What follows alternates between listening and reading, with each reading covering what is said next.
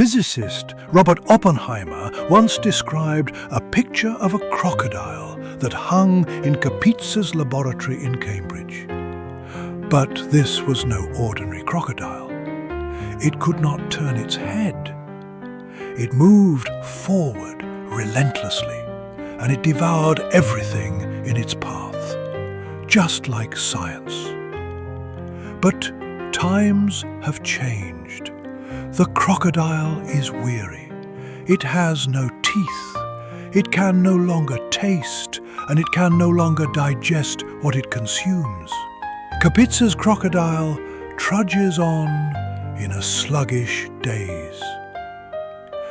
This work explores the internal contradictions of modern academia and the conceptual limits of contemporary physics.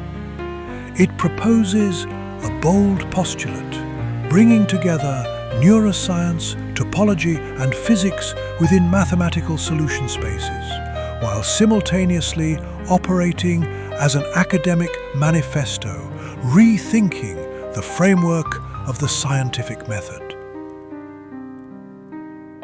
The crocodile now awaits its rebirth with a new understanding.